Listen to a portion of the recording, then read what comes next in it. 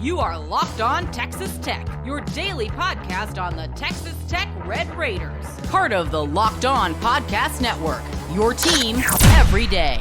Great to be with you again on Locked On Texas Tech on the Locked On Podcast Network, your team every day, always free and available on YouTube or anywhere you get podcasts. With the only Chris Level, I'm Casey Cowan, back for another Locked On Texas Tech special edition as we look around the conference and possibly the world.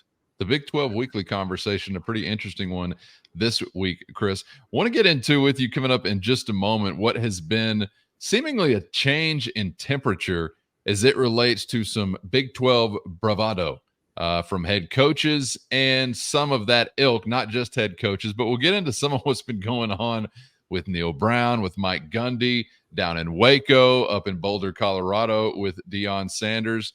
And we'll get some thoughts on some of the seemingly, I don't know if there was a memo sent out or anything, but seemingly new approach to sort of singing the praises and getting down to public brass tacks on behalf of the Big 12 Conference. But first, want to get to, I'm pulling this pot from the back burner. I'm putting it up on the front burner for the time being. It's a bubbling pot of realignment conversation. And I don't even know if we call it realignment anymore, expansion, whatever word you want to use. But this week was full of reporting regarding the Huskies of UConn and potentially a dance partner for the Big 12 there in Storrs, Connecticut. Obviously, an athletics department that is led in a large way by the round ball, both on the men's and women's side of things. But this is a really interesting possible addition, and I'm just always so curious to hear what you have to say about it, because with so many of these stories, when I initially see them, Chris, regardless of the reporting almost, I'm taking it with a huge grain of salt. Is this just an article that's being written because these conversations are constantly happening? Or is there some real fire to where some of this smoke, I guess, is appearing? What do you make of this UConn talk this week? One, you have to understand how the media game works, and I think you and I are both smart enough to understand how a lot of this stuff works. It's not lost on me a couple of things here. This was released by several outlets simultaneously on a Friday afternoon. There's no Big 12 team playing this weekend, so I think the timing is curious on keeping your league in the news. So there's one thing. I think, two, I think this is not new news, come to find out. This is something that Brett Yormark has really been pushing for a while internally. Was a meeting. That's why I say the timing is interesting on when it was released, because these were meetings that took place a week ago. Okay. And a lot of times that's when it is reported on and whatnot, the before, during, and after on the meetings. But this was strategically planted, on the Twitter timelines and on, front pages of websites and all that yesterday, or I guess late last week in the afternoon, whatever it was. My days get all mixed up. But and my next question is, has UConn now replaced Gonzaga? We're not talking about the Zags anymore. I mean, the sayonara to the Zags, does that ship sailed? Is it just off into the distance? Because that was, yeah. I was just going to say, it's interesting you bring up that point, because it could be that, and Gonzaga is fading into the abyss. But I was kind of wondering, does a conversation like what you have with UConn maybe go the opposite direction? Does it legitimize the chance that Gonzaga may actually factor in? So I didn't really know which way to interpret that as it relates to the Zags. Okay, so now let's get down to the actual brass tacks of this deal. Let's just take UConn by itself as a member of the Big 12 Conference. What you're going to hear, and what I've kind of heard, I guess, is that this is definitely a pet project by Brett Yormark. There's not a lot of support for this right now amongst the folks that have to give a thumbs up to it. There's just not. He is trying. He's trying to sell it. They've actually there's been meetings in person and presentations made and all those things, because what you have with the current members is, one, we're not interested in taking a pay cut. If anything, we want to raise with the money that's out coming. So we're definitely not giving any of this money to UConn, for goodness sakes. And I think that, as we all know, this has been a football conversation for the longest. All of these decisions, conference-wide, the majority of them, the meaningful ones anyways, have all been football related. This is one that would strictly be about basketball, in my opinion. And I think what Brett Yormark is, I think there's a couple things here. One, he wants the basketball brand, because I think that ends any conversation anybody that would have about who the best basketball league. If you add UConn into the Big 12, it's curtains. It's over. Like, this is it's closest thing to the NBA that college will ever get in the college space. There's no nights off. You have the best collection of basketball schools that there is, period. You have, I don't know, 6 to 8 national championship contenders. And I say that because, I mean, think about the teams that have actually done it or almost done it amongst the group. I mean, UConn has won 5 national championships. They are a blue blood or a new blood, however you want to phrase them. They've had 3 different head coaches that have won a national championship. I mean, Baylor has won one, Kansas has won one, Texas Tech played for one. We know what Arizona has done. Houston has been right there. I mean, you just keep going. Iowa State was a top 2 or 3 seed a year ago. Kansas State was in the Elite 8 a couple years ago. So that's why I think that this is intriguing to Brett Yormark, along with, and I think this is an important point to make, I think he wants to get closer to the NYC in doing business. I think that UConn gives you kind of like why you put the Big 12 Media Days in Vegas, which that was strategic. I think just being closer to NYC is very alluring to Brett Yormark. I mean, he's worked for the Brooklyn Nets, and he's got a lot of ties in that neck of the woods. And I think that maybe connects some dots a little bit with maybe some business opportunities. And I think that's part of his pitch. I don't know if he's going to say it in those exact terms, but I think you grasp what I'm saying. And yeah, from a football standpoint, it gives you another East Coast window to sell, I guess. But their football team is just terrible. I mean, they're 10-27 over the last 3 years. I didn't go back and look any further than that, but they were 1-11 3 years ago. They're I think 3-9 a year ago. They're just not very good, period. So this is strictly a hoops edition. And then there's a lot of the minutia and some of the conversations that, well, football wouldn't join until 2031 when the next TV deal was up. Basketball would be more of a quicker addition. I don't know how the finances per se would factor in there, but that's what this is all about. East Coast, own the basketball space, own it. I mean, just run circles around everybody, and you would. I mean, there's just nobody. I mean, the Big Ten, the SEC, it'd be a laugh for either one of them to even remotely suggest that they were even close to you as it relates to that sport with the way things would be structured if you added UConn. I don't know if there's any money in that conversation, but it is worth pointing out we're expanding the NCAA tournament. We are trying to change the way teams get paid out. There's more units to be had. And I think Brett Yormark sees that as a revenue opportunity that is better for his league overall. The more, we can own that particular tournament, like the SEC has done the college football playoff and all those things, the more chances that his league can benefit. But league presidents and ADs are a bit slow to this because this isn't a football ad. What do the TV folks say? And I don't gather that there's a whole lot of movement there from a television standpoint. So this is very much, and I think that really, and I don't necessarily disagree with this. This isn't how Brett Yormark operates, as we've seen. I think a lot of folks are saying, can we just get a timeout for a bit? We hadn't even played a game with this as a 16-team conference yet, and we're already trying to tweak it. So I think it's like a timeout, is kind of what the folks in the league are kind of maybe suggesting or kind of kicking the can down the road a little bit. And Brett Yormark is still very active and wants to pounce, and maybe he's got some leverage here that he didn't previously have, or maybe he's trying to create some leverage. But I think if you're the Big 12 and if you're Yormark, don't you want to know kind of what happens with the ACC before you start adding more mouths to feed? especially if you're going to take on these people's football program eventually? I certainly would. And I don't, we're going to all have to learn together, I guess, what monetary value there is in men's college basketball for a conference, because you're going hard in that direction, but I still don't know. I don't know what there is there to gain necessarily and how it would compare. I know there's probably something to gain, but I'm saying literally, I don't know what level it would be in comparison to college football. Obviously, it's not going to be comparable necessarily, but there could be something. So I just don't know. But I'm with you on where, what you did. Go ahead. And Kellen, that's where I don't remember.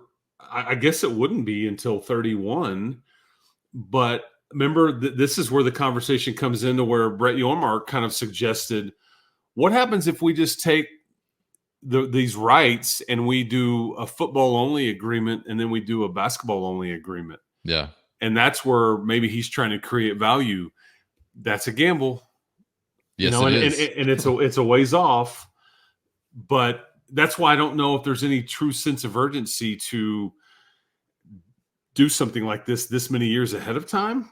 Mm-hmm. But I didn't mean to interrupt, but but I think I think you nailed it. I think that's what we don't know, but I think he wants to find out, and I think he's trying to be a disruptor of sorts and try to change the landscape of the way media rights deals are done and kind of split it. Now, what's your football only stuff worth? I mean, I don't versus back. I don't know, but you would hopefully that's a net positive if you were to break it out and sell it to different entities. But that would be his goal and something I think he's probably looking at. You're talking bifurcation, and I've got time to talk bifurcation. Anytime we can use the word bifurcation, I certainly want to make some room for that. On its face, I'm not really interested in the move. I'm not interested in UConn. I think it would be more dilutive than additive, but I could be wrong. When we get to bifurcating, maybe I'll figure out that I'm wrong on that. And the appeal about doing business in New York, totally lost on me. I don't really get that. There's internet all over the country and even phone lines all over the country. If you want to do business with somebody in New York, I get that. But New York doesn't care about college sports. The Northeast does not essentially, for the most part, care about college sports, football or basketball. In a lot of ways. So I don't know why that would be some hot spot. Like if there was some untapped resource there, I feel like it'd already be tapped. Somebody would have already found it by all this time. And it's kind of the same way I feel about Las Vegas. Like I don't really know. I don't get the whole Las Vegas thing. Like, oh, let's be in Las Vegas, media days, conference championship game.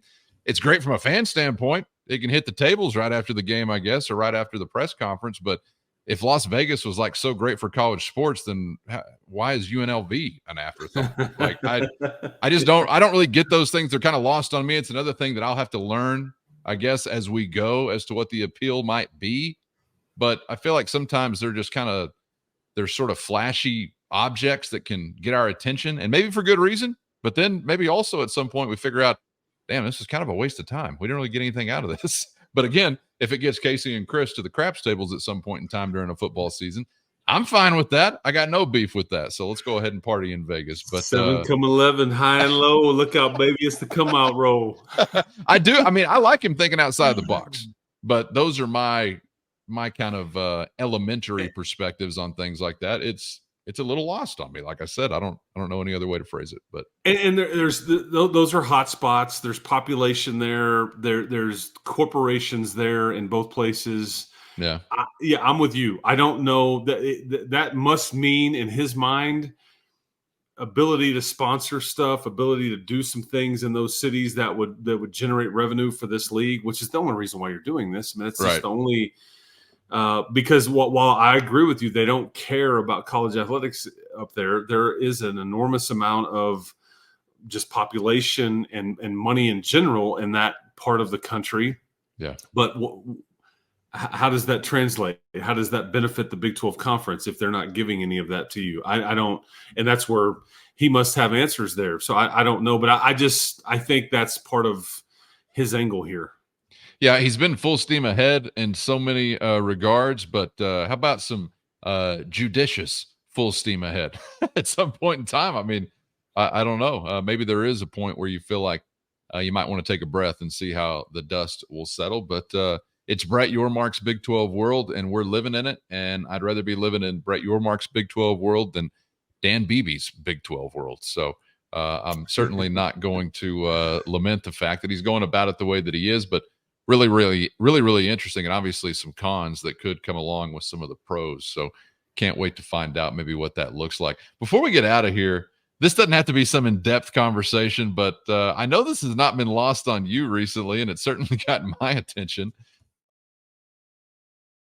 First, today's episode brought to you by Ultimate College Football Head Coach. Locked On Texas Tech fans, I want to take a moment to give you a heads up on a brand new mobile game that I think you're going to love. It's Ultimate College Football Head Coach. In this amazing game and simulation, you get to step into the shoes of a head coach and lead your college football program to glory. Can you imagine actually being the head coach of the Red Raiders? From recruiting players, hiring coaching staff, to overseeing training camp and handling school scholarships, you control every crucial detail of your program. It's all in your hands. Think you can handle the pressure? Find out today. And even better, Ultimate College Football Head Coach is completely free, has no ads, and is 100% playable offline, so you can play on the go as you want and when you want. And of course, we've got a special offer for Locked On Texas Tech fans. Use our promo code LOCKEDONCFB. That's LOCKEDONCFB, all caps, inside the game store to receive a free boost for your program. Make sure you take advantage of this perk, as it's going to help your team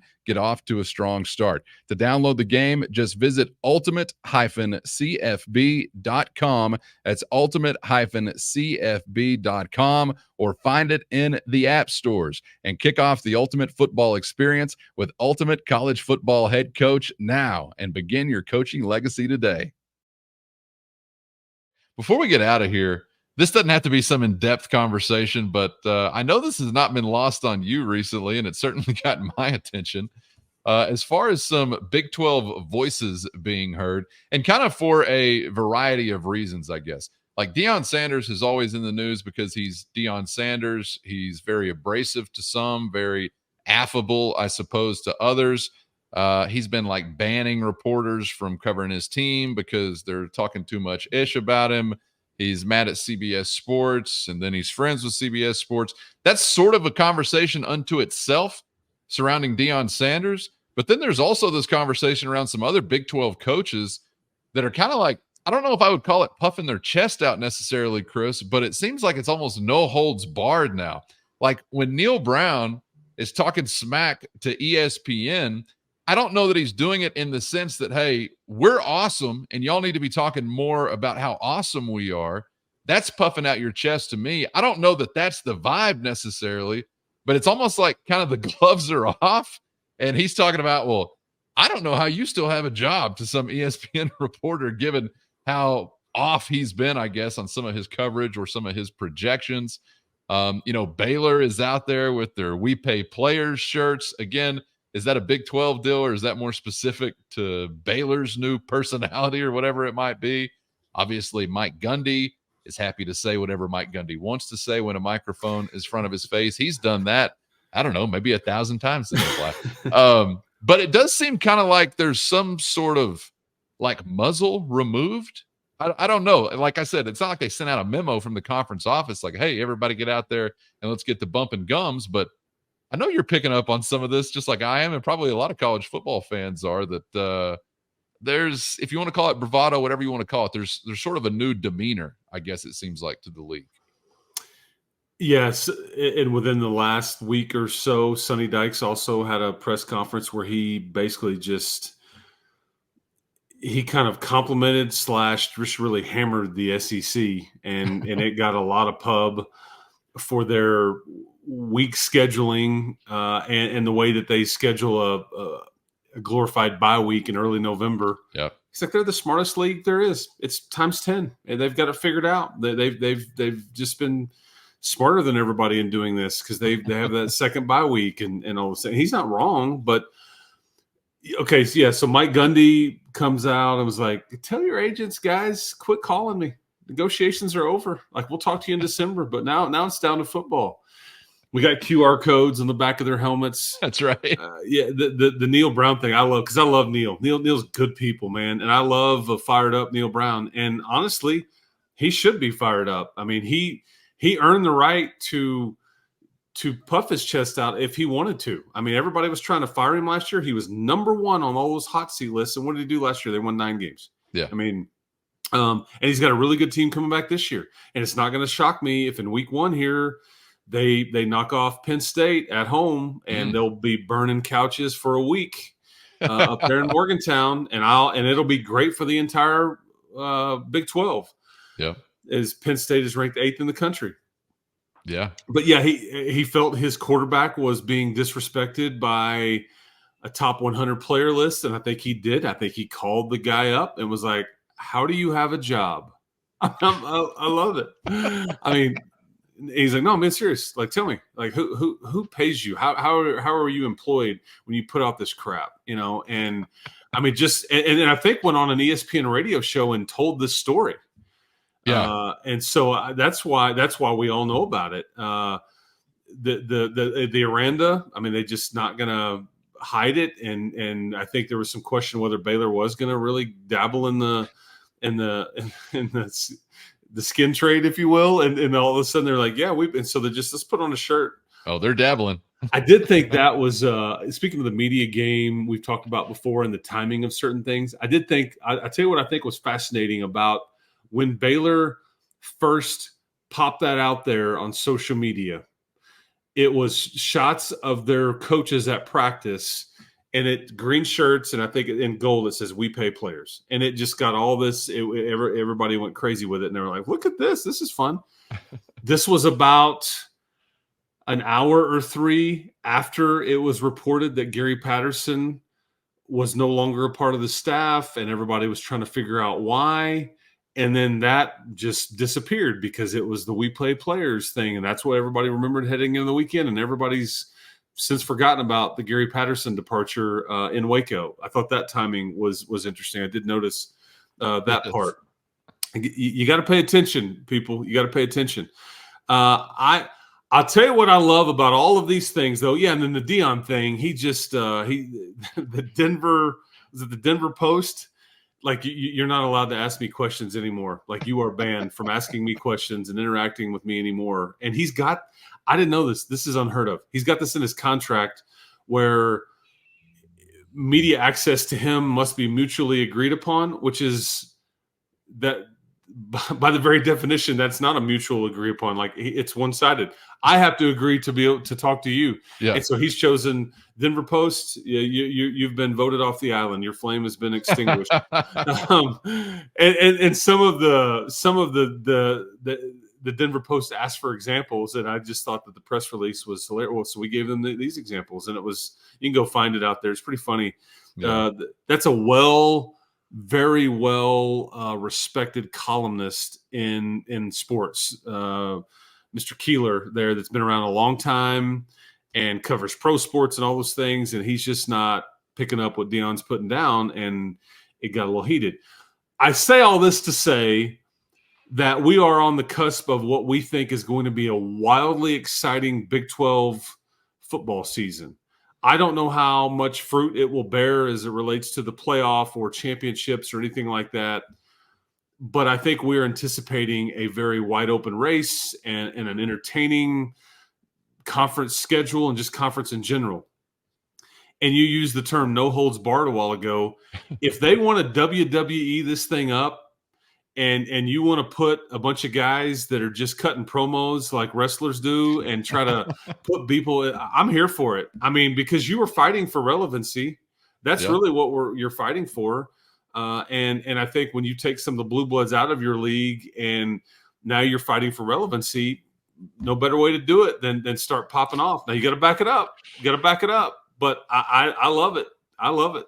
I'm here for it as well. And by the way, memo to the league office: if you need a Mean Gene Okerlund for your WWF approach, I'd like to offer myself up. Happy to shave my head into a horseshoe pattern baldness. I'd love to be that guy. Love Mean Gene. Chris, appreciate your time as always, man. Certainly enjoyed it. And this is our final weekend sans college football on a local front. Kickoff is coming up at the end of the next one for the Red Raiders and Abilene Christian from Jones Stadium. So can't wait to get into a game week. Should be a lot of fun. running up to game number 1. Looking forward to it, man. Enjoy the rest of your weekend, and we'll see you then on Monday. Sounds good. Game week is here, near, all the above. Thanks for subscribing. Thanks for watching Cowan and I. And Cowan, to your sweet mother out there, it was great to see her late last week. She raised a good one, man. So it was fun to see her. Last time I saw her at the airport in Vegas. That's right. And I guarantee both of us had been at the craps table at some point recently at that point. So anyways, yeah, good stuff. And I saw so many people at the luncheon last week that are watching this show. We certainly appreciate you guys. I saw a guy in that drove to the luncheon from Midland. He's moving to South Texas now, and basically sat there for 10 minutes and explained to me, you guys are how people like me keep up with what's going on in Lubbock, and that's what it's for, man. So we certainly appreciate all parts of our audience, man. Whether you're in Lubbock or elsewhere, we're glad to do it. Yeah, I think heard recently from a viewer in Mississippi, another in, the aforementioned New York. So there is someone up there that cares about college sports. So shout out to them and anybody else watching us all around the world or throughout the known galaxy. For Chris, I'm Casey. Thanks for being out there, and we hope to see you back for the next round on Locked On Texas Tech.